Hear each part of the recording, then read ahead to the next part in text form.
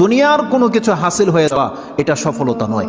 একজন মুমিন মুসলিমের মর্যাদা আল্লাহর কাছে এক পাল্লায় যদি একজন মুমিন মুসলিমকে রাখেন, আরেক পাল্লায় পুরো পৃথিবীকে রাখেন।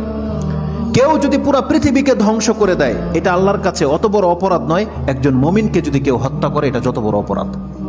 তাহলে একটা মানুষ তাওহীদের উপরে যারা আছে তাদের মান মর্যাদা এত, আল্লাহ বলছেন অতএব তারা যেন দুনিয়ার জন্য নয়, বরং তারা ওই পরকালে জাহান্নাম থেকে মুক্ত হয়ে যাওয়ার সেই রাস্তা যেন তারা অবলম্বন করে। কারণ সেই দিন যাকে জাহান্নাম থেকে শুধু বাঁচানো নয়, দূরে রাখা হবে। ওয়াউদখিলাল জান্নাহ, আর যাকে জান্নাতে প্রবেশ করিয়ে দেওয়া হবে, আল্লাহ বলছেন ফাকাদে ফাজ, এই হলো সফল কাম।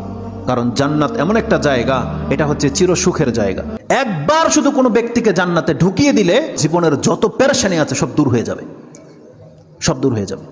তাহলে পরকালের ব্যাপারটা হচ্ছে এমন। আল্লাহ বলতেছেন সেই দিন যাকে জান্নাতে ঢুকিয়ে দেওয়া হবে, আল্লাহ বলছেন এই ব্যক্তি হচ্ছে সফল কাম।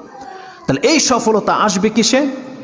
একমাত্র আপনার ঈমান, তাওহীদ। আপনি আল্লাহকে মেনে নিয়েছেন, আল্লাহর বান্দা, আপনি আল্লাহর সাথে শিরিক করেন না, এমন প্রত্যেকটা ব্যক্তি সেই জান্নাত সে পাবেই পাবে। এটা আল্লাহ ওয়াদা করেছে।